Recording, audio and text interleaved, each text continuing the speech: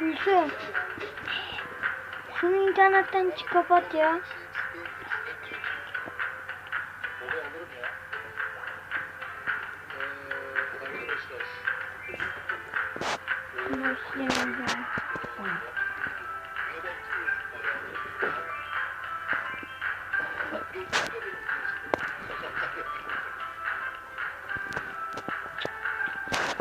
Nasıl ya?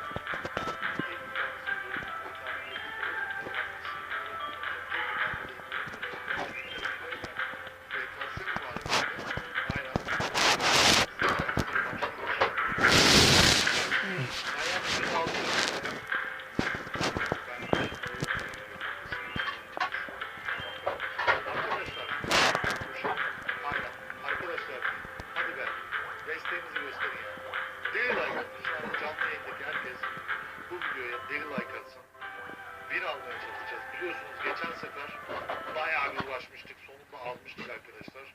Şimdi çok deli o olaya gireceğiz. Hadi bakalım.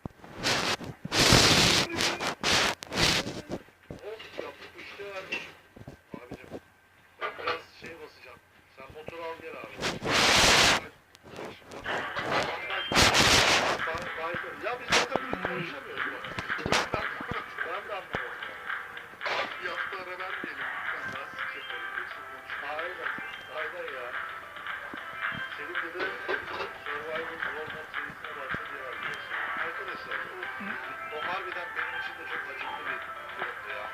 Ama desteğinizi vermişsiniz. Gördüm.